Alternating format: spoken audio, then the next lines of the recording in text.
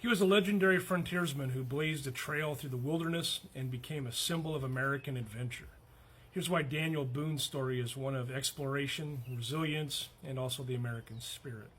So let's tell his story. It begins on November 2nd of 1734 in Reading, Pennsylvania, and he was born into a family of English descent. His father was Squire Boone, and he was a pioneer in his own right, and it was from him that Daniel would inherit his passion for exploration and adventure. The Boone family lived at the edge of civilization, and from an early age, Daniel was taught the skills needed to survive in the wilderness, hunting, fishing, and navigating through the forest. As a teenager, Boone's curiosity about the wild and untamed frontier led him to take part in several expeditions into the wilderness. There he honed his skills as a woodsman and an explorer. And by the age of 20, Boone was already an accomplished hunter and began to make a name for himself as someone who was not afraid of the dangers that lay beyond the settled areas of the colonies. His early life, though, was one of hardship. The Boones lived in a time of constant tension between the colonial settlers and the Native Americans. And Daniel Boone witnessed the impact of the growing conflict firsthand. Boone's most famous contribution came in the 1770s when he blazed a trail through the Cumberland Gap, a narrow pass that goes through the Appalachian Mountains. This trail was known as the Wilderness Road, and it was a vital route for settlers moving westward into the Kentucky wilderness. In 1775, Boone led a group of pioneers to establish Boonesboro, one of the first permanent European settlements in Kentucky. The settlement was strategically located along the Kentucky River, and it became a key outpost for the settlers in what was then a dangerous and largely unexplored frontier. Boone's leadership in the establishment of Boonesboro was crucial, but his work didn't stop there. As one of the most famous frontiersmen of his time, Boone led numerous expeditions into the uncharted lands of Kentucky and then beyond. His exploration of Kentucky earned him the admiration of many, but it also made him a target. Boone and his men faced constant threats from Native American tribes who viewed the growing European presence in the region as an encroachment on their land.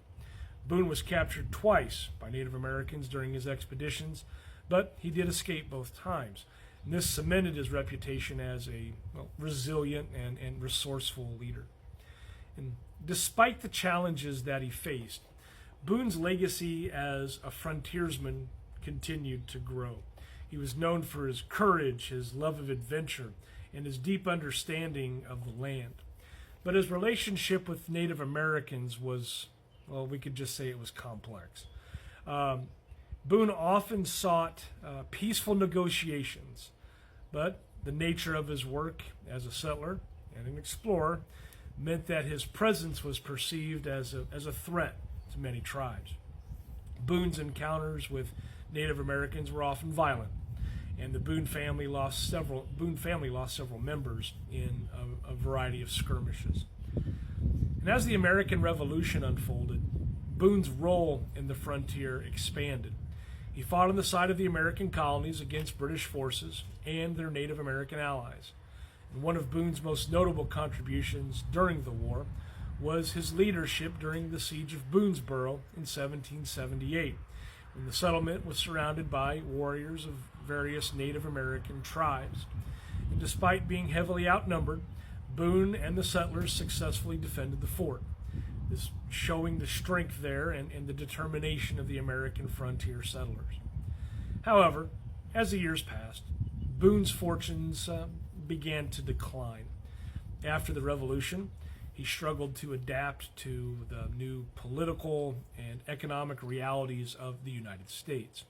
He moved to Missouri in 1799, seeking new opportunities, but he never really regained the wealth or the recognition that he enjoyed during his earlier years. And although Daniel Boone continued to be revered as a hero, his later years were marked by financial difficulties and, disappointment. Daniel Boone died on September 26th of 1820. He was 85 years old.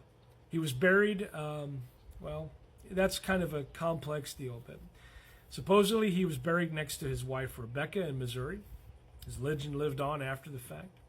And over the years, Boone became a symbol of the American frontier spirit. He was brave and independent, and unafraid of the unknown. His life was immortalized in folklore, books, and later films, and he became one of the most iconic figures in American history. Now, I want to take a second to backtrack and talk about his burial, because there's a controversy involving his grave. After Daniel Boone's death in 1820, there was uncertainty about the location of his grave. He had been buried in Marion County, Missouri, but the exact site wasn't marked, and it led to conflicting claims over the years, about where Boone was actually buried. In 1845, Boone's family decided to move his remains to a more prominent location, and Boone's son, Nathan Boone, arranged to have his father's body exhumed and then reburied in Frankfort, Kentucky, near the state's capital. Now, the controversy arose when some of the individuals claimed that the body moved to Kentucky was not actually Daniel Boone's, but rather somebody else's, possibly a family member or even an imposter. In the earlier portion of the 20th century, another claim emerged that Daniel Boone's body had been reburied once more in a different location, and there was ongoing speculation about the true resting place of this legendary frontiersman. And while Boone's grave continues to be the subject of mystery, it's clear that the legacy has long outlived the question of his final resting place.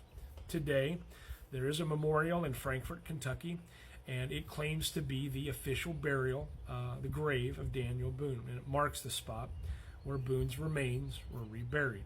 But the story of his grave remains, just another fascinating chapter in the tale of his life. So here I am.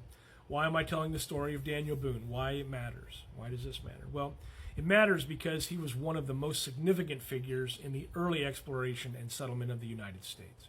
His exploration of the wilderness and the establishment of Boonesboro played a critical role in opening up the frontier to American settlers.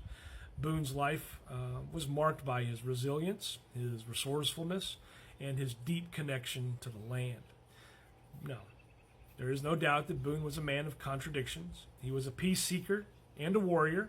He was a settler and an adventurer, but these contradictions made him a symbol of the American frontier spirit. His story serves as a reminder of the challenges and sacrifices faced by those who sought to expand the boundaries of the United States, often at the expense of Native American nations. Of course, the formation of the state of Kentucky may not have been possible without the efforts of Daniel Boone and his resourcefulness and exploration, especially through the Cumberland Gap.